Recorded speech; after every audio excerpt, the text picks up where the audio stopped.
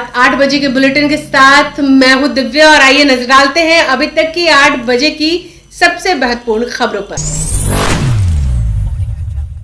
नमस्कार, मैं हूं दिव्या और आप देख रहे हैं आंखें न्यूज 24। बिहार में शराबबंदी कानून लागू के 10 साल हो गए, मगर उसे बिहार को क्या नुकसान है या क्या फायदा, इसको लेकर बिहार के मुख्यमंत्री नीतीश कुमार से सदन में यह मांग की थी।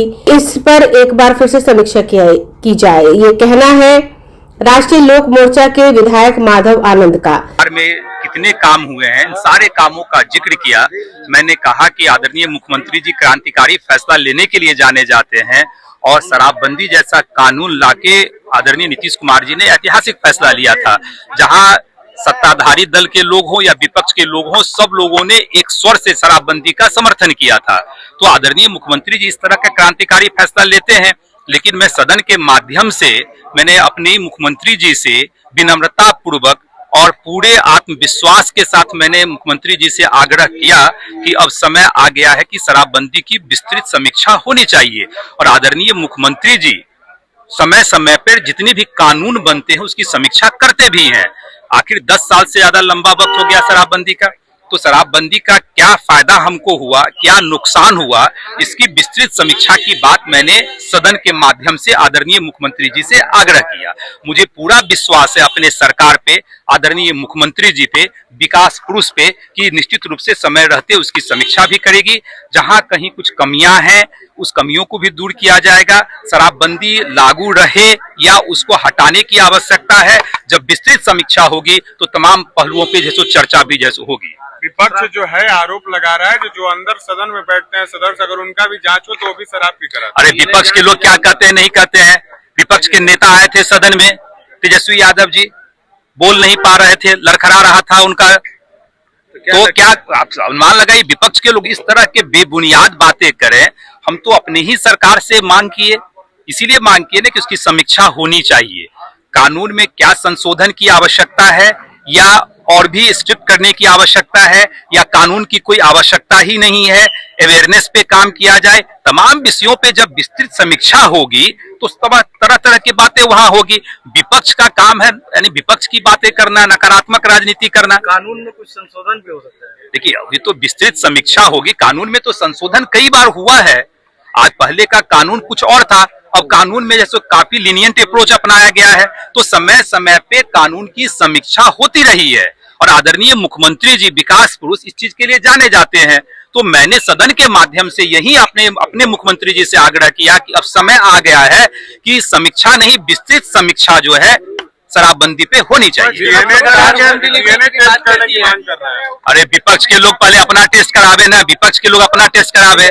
हम दूसरी बात करना चाह रहे हैं, हम कह रहे हैं कि कोई भी कानून बना है उस कानून की समीक्षा समय समय पे होता रहा है और इसके भी कानून की समीक्षा होनी चाहिए।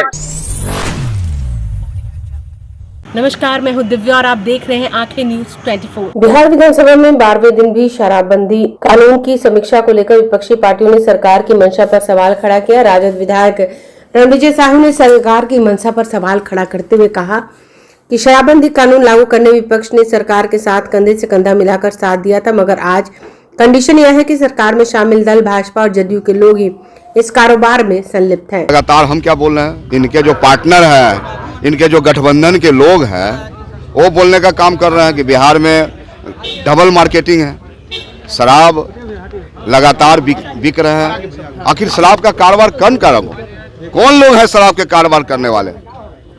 क्या पुलिस, बिहार के एक्साइज इतने कमजोर हैं कि उन माफिया को, उन अपराधी को जो शराब के कारोबार करते हैं उनको नहीं पकड़ सकते हैं? तो पुलिस पूरी तरह से पंगु हो गई है और सत्ता में जो बैठे लोग हैं, बड़े लोग हैं, सफेद पोश हैं, जिनको संरक्षण देते हैं और शराब का काला कारोबार होता है और बिहार के मासूम, गरीब, कमजोर, दलित, पिछड़ा, महादलित सारे लोग बीमार पड़ रहे हैं, डुप्लीकेट शराब पी रहे हैं। तो निश्चित तौर पे सरकार को संज्ञान लेना चाहिए और जो लोग इस काम में हैं सरकार को सख्त से सख्त उसको सजा देनी चाहिए। लेकिन सरकार तो उसको बचाने में लगी है। बॉर्डर के अंदर 1 लीटर भी शराब आ रहा है तो जिम्मेदारी तय होता है। ये बिहार के मुख्यमंत्री, बिहार के मुखिया की जवाबदेही है। आप अपने जवाबदेही से मुख्यमंत्री जी हट नहीं सकते हैं। आपने शराबबंदी की थी, बापू को सपना को साकार करने के लिए आपने कहा था और तमाम विपक्ष के लोग एक मत होकर आपको सर्वदलीय सहमति देने का काम किए थे। लेकिन हो क्या रहा है, शराब के नाम पर नाटक हो रहा है।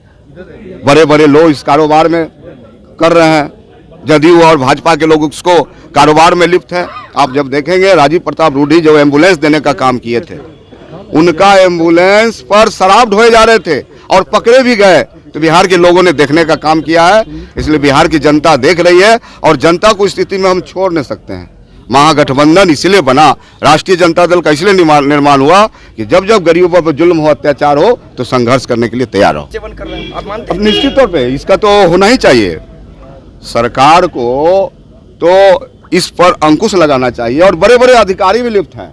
बहुत ऐसे अधिकारी हैं, बहुत ऐसे डॉक्टर हैं कि बिना शराब के रह नहीं सकते हैं, उनको आदत है। सरकार इस पर जांच करे, छापामारी करे, उसको पकड़े। लेकिन हो क्या रहा है, सरकार तो मौन है। जीतन राम मांझी जी लगातार इन बातों को कह रहे हैं, लेकिन सरकार तो मौन है। सरकार तो कोई कार्रवाई नहीं कर रही है। चालू हो जाना चाहिए। हम तो कह रहे समीक्षा, हम इसके खिलाफ हैं, शराबबंदी के पक्ष में हम हैं। लेकिन ये गलत जो कानून बना है, लोगों को शराब बेचने का कानून बचा है, नकली काम हो रहा है, पूरी तरह से गरीबों पर अत्याचार हो रहा है, गरीबों सेवन कर रहे हैं जिनके कारण लीवर, किडनी, हार्ट खत्म हो रहा है। हम इसकी चर्चा करना, इसकी समीक्षा। नमस्कार, मैं हूं दिव्या और आप देख रहे हैं आंखें न्यूज 24। बिहार में शराबबंदी कानून को लेकर एक बार फिर विधानसभा में जबरदस्त हंगामा देखने को मिला। कानून की समीक्षा को लेकर सत्ता पक्ष और विपक्ष आमने सामने आ गए। इसी बीच भाकपा माले के विधायक संदीप सौरभ ने सरकार पर तीखा हमला बोला। संदीप सौरभ ने कहा कि शराबबंदी कानून को लागू हुए लगभग 10 साल हो चुके हैं, लेकिन जमीनी हकीकत यह है कि शराब की अवैध बिक्री जारी है, यहाँ तक कि होम डिलीवरी भी हो रही है। उन्होंने कानून को पूरी तरह फ्लॉप पॉलिसी करार देते हुए कहा, इसका सबसे ज्यादा खामियाजा गरीब तबके, मुसहर, दलित, पिछड़ा और अति पिछड़ा समाज को भुगतना पड़ रहा है। तो लंबे समय से महसूस किया जा रहा है। हालांकि सरकार के पक्ष से ही शराबबंदी के कानून को लेकर के समीक्षा की बात आई थी और हम लोग भी चाहते हैं कि जिस तरीके से 10 साल शराबबंदी कानून बिहार में लागू रहा, लेकिन नीचे नीचे शराब जो है वो बिकता रहा, होम डिलीवरी होता रहा, तो वो पॉलिसी आपका फ्लॉप है, इसमें कोई डाउट नहीं है। उसका जो खामियाजा भुगतना पड़ा है वो बिहार के गरीब, दलितों को, मुसहर समाज के जो लोग हैं, जो अपने घर में पारंपरिक तरीके से शराब बनाते थे, पहले भी बनाते थे, अब उनके पास चूंकि रोजगार का दूसरा माध्यम भी नहीं है तो आपने उनको कुछ विकल्प नहीं दिया, तो वो लोग जेल में डाले जा रहे हैं। और एक पैरेलल इकोनॉमी बिहार के अंदर, जिसमें सरकारी तंत्रों का भी जाहिर सी बात है कि इस्तेमाल हुआ है, एक पैरेलल इकोनॉमी बिहार में स्थापित होती जा रही है, उस पर अंकुश भी लगाना चाहिए। और देखिए, हमारा मानना है कि सैद्धांतिक रूप से किसी सरकार के पास ये राइट नहीं होना चाहिए कि वो ये तय कर पाए कि हमारे नागरिक क्या खाएंगे, क्या पिएंगे, क्या कपड़ा पहनेंगे। ये सरकार का काम नहीं है। आपका काम है शासन व्यवस्था दुरुस्त करके चलाना, और एक तरह का आप सर्विस प्रोवाइडर हैं। आप जनता से टैक्स का पैसा लेते हैं, उसको सर्विस देते हैं, लेकिन हम गाइड करने लगे डंडे के जोर पर कि आपको ये करना है, वो नहीं करना है, तो वो सिस्टम के लिए ठीक नहीं है। वो हम मानते हैं कि वो उचित कार्रवाई नहीं। 16 लाख जो है गिरफ्तारियां हुई हैं, लेकिन लोग कह रहे हैं कि तस्करी अभी भी जारी है, तो क्या ये वाकई में कानून लोग कहेंगे तब जानेंगे। बिहार में कौन नहीं जान रहा है? आप सब लोग मीडिया के साथ ही क्या नहीं जान रहे हैं कि शराबबंदी कानून फ्लॉप कानून है? शराबबंदी कानून होने के बावजूद शराब का एक बड़ा गिरोह बिहार के अंदर सक्रिय है, गांव-गांव में, कस्बों में है, हर एक वार्ड में है। तो कहां शराबबंदी कानून लागू है? उसके नाम पर जो हो रहा है वो पैसे का लूट हो रहा है।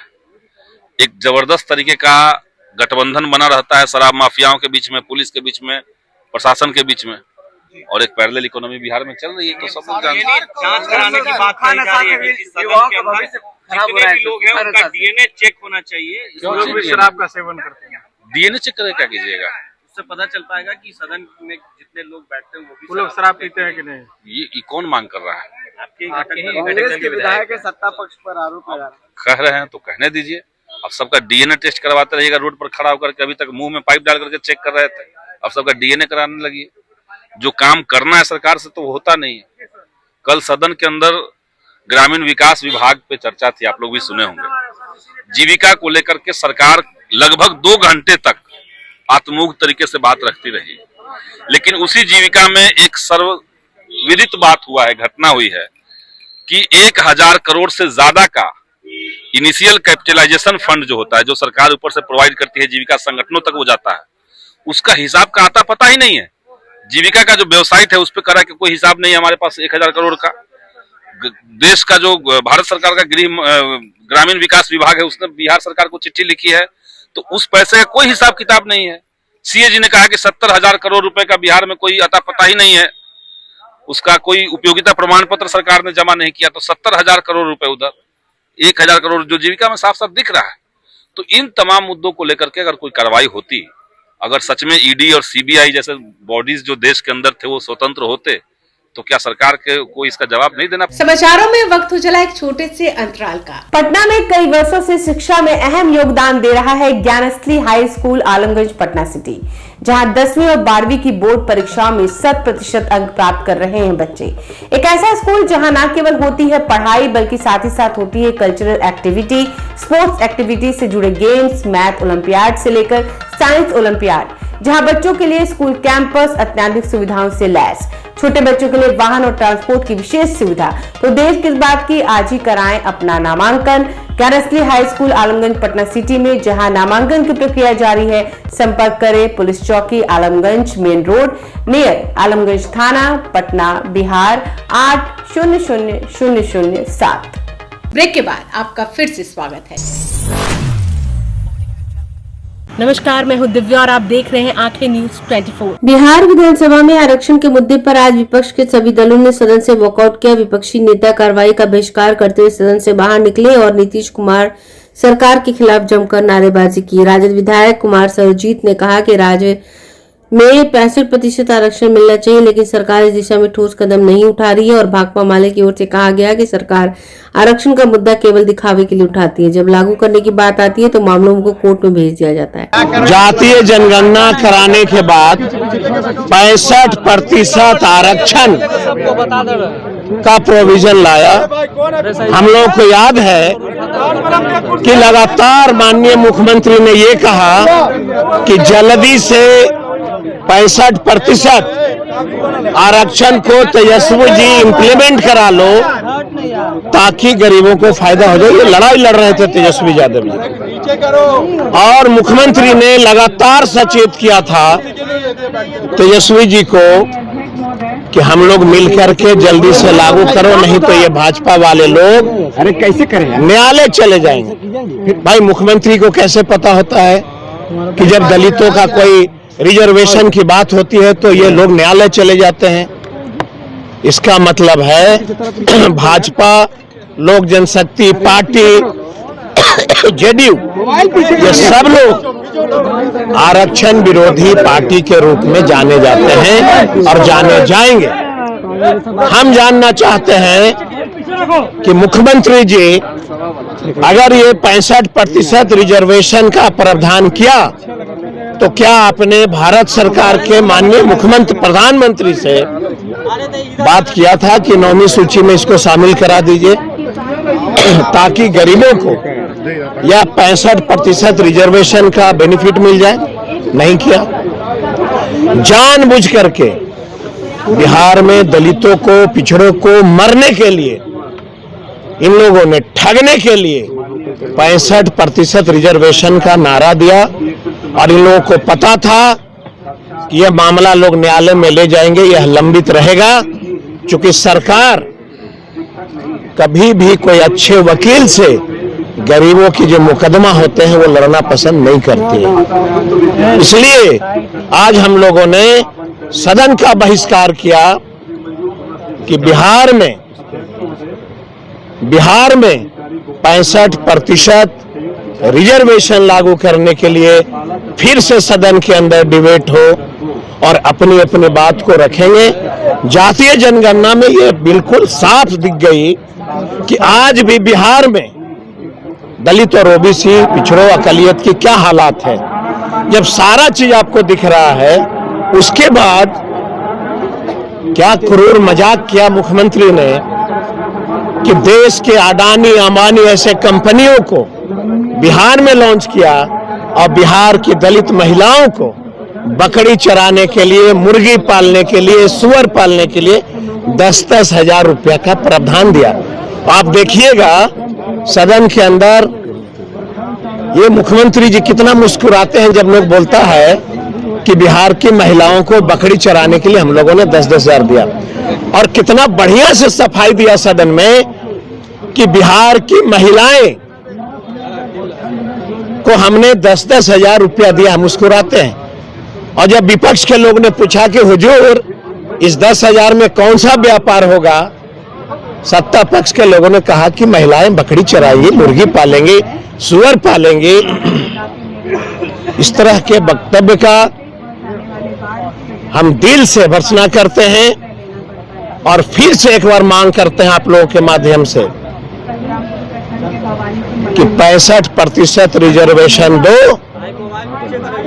हमारा मांग है, कांग्रेस के साथी हैं, सीपीएम है, सीपीआई है, हमारे गुप्ता जी हैं, हम लोग सभी महागठबंधन का यह डिमांड है कि हमको 65% रिजर्वेशन हमको अनिवार्य है, मिलना चाहिए।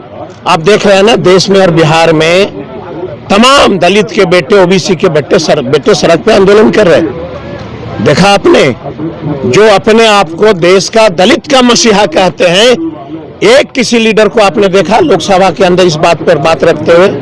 सदन के अंदर भाजपा, जेडीयू, लोक जनशक्ति पार्टी, ऐसे कितने दलित नेता जीत के आए, मंत्री हैं, लेकिन एक व्यक्ति को रिजर्वेशन की बात नहीं करते। सत्ता का सुख भोगने वाले लोग कभी दलितों का ख्याल नहीं रख सकते। होता है तो जनता को दिखाने के लिए आरक्षण लाता है, बड़ी चालाकी से इसे न्यायालय में भेज दिया जाता है।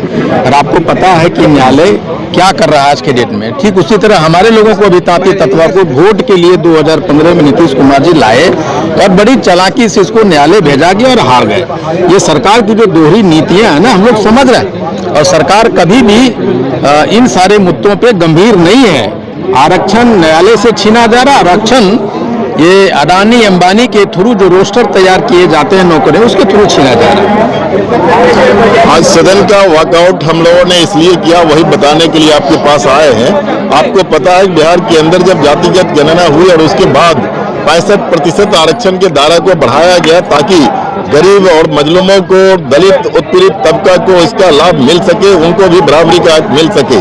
लेकिन आपको पता है कि उसके बाद कोर्ट ने उसको स्टे किया, और जब कोर्ट स्टे किया तो जिसकी सरकार बिहार के अंदर आज चल रही है, नीतीश जी और भाजपा की सरकार चल रही है, और दिल्ली में भाजपा की सरकार नीतीश जी के कंधे पर चल रही है। नमस्कार, मैं हूं दिव्या और आप देख रहे हैं आंखें न्यूज 24। बिहार में मौसम के मिजाज ने सबको हैरान कर दिया है। सुबह और रात के वक्त गुलाबी ठंड के एहसास है तो दिन में निकल रही धूप गर्मी का एहसास करा रही है। दिन के वक्त लोग स्वेटर पहनने या फिर कंबल रजाई का उपयोग नहीं के बराबर कर रहे हैं। हालात यह है कि फरवरी के महीने में ही बिहार के कई जिलों में अधिकतम तापमान 30 डिग्री सेल्सियस तक पहुंच गया है। इतना ही नहीं, मौसम विभाग ने यह भी अनुमान जताया कि आने वाले दिनों में तापमान अभी और ऊपर जा सकता है। मौसम विभाग की ओर से जारी पूर्वानुमान के मुताबिक 18 फरवरी यानी बुधवार को उत्तर पश्चिम बिहार के पश्चिम चंपारण, सिवान, पूर्वी चंपारण और गोपालगंज में अधिकतम तापमान 28 से 30 डिग्री सेल्सियस तक रह सकता है। वहीं न्यूनतम तापमान 14 से 16 डिग्री सेल्सियस के बीच रह सकता है। 19 फरवरी को भी यहां तापमान में बदलाव की कोई संभावना नहीं है। हालांकि 20 फरवरी को इन जिलों में अधिकतम तापमान 30 से 32 डिग्री सेल्सियस तक जा सकता है। उत्तर मध्य बिहार के सीतामढ़ी, मधुबनी, मुजफ्फरपुर, दरभंगा, वैशाली, शिवहर और समस्तीपुर में 18 फरवरी को अधिकतम तापमान 28 से 30 डिग्री सेल्सियस और न्यूनतम तापमान 16 से 18 डिग्री सेल्सियस के बीच रह सकता है। इन जिलों में 20 और 21 फरवरी को अधिकतम तापमान 30 से 32 डिग्री सेल्सियस तक रह सकता है। उत्तर पूर्व बिहार के सुपौल, अररिया, किशनगंज, मधेपुरा, सहरसा, पूर्णिया और कटिहार जिलों में आज तापमान अधिकतम 28 से 30 डिग्री सेल्सियस रह सकता है। वहीं न्यूनतम 14 से 16 डिग्री सेल्सियस रहने का अनुमान है। इन जिलों में 19, 20, 21 और 22 फरवरी को अधिकतम तापमान 30 से 32 डिग्री सेल्सियस तक रहने का पूर्वानुमान है। इसी तरह दक्षिण पश्चिम बिहार के बक्सर, भोजपुर, रोहतास, भभुआ, औरंगाबाद और अरवल जिले में बुधवार और गुरुवार को अधिकतम तापमान 28 से 30 डिग्री सेल्सियस और न्यूनतम तापमान 12 से 14 डिग्री सेल्सियस रह सकता है। इसके बाद 20, 21, 22 और 23 फरवरी को यहां अधिकतम तापमान 30 से 32 डिग्री सेल्सियस तक जा सकता है। दक्षिण मध्य बिहार के पटना, गया, नालंदा, शेखपुरा, नवादा, बेगूसराय, जहानाबाद और लखीसराय में अधिकतम तापमान 28 से 30 डिग्री सेल्सियस और न्यूनतम 14 से 16 डिग्री सेल्सियस तक रहने का अनुमान है। इन जिलों में आगे अधिकतम तापमान के 32 डिग्री तक जाने की संभावना है। दक्षिण पूर्व बिहार के भागलपुर, बांका, जमुई, मुंगेर और खगड़िया जिलों में अधिकतम तापमान 28 से 30 डिग्री सेल्सियस और न्यूनतम तापमान 14 से 16 डिग्री सेल्सियस रहने का पूर्वानुमान है। आने वाले दिनों में इन जिलों में भी अधिकतम तापमान में बढ़ोतरी की संभावना व्यक्त की जा रही है। ब्यूरो रिपोर्ट, आंखें न्यूज 24। अगर आपने अभी तक हमारे चैनल को सब्सक्राइब नहीं किया है तो हमारे चैनल को जल्द से जल्द सब्सक्राइब करें, लाइक करें और शेयर करें और ताजा तरीन खबरों के लिए लगातार जुड़े रहे आंखें न्यूज 24 के साथ।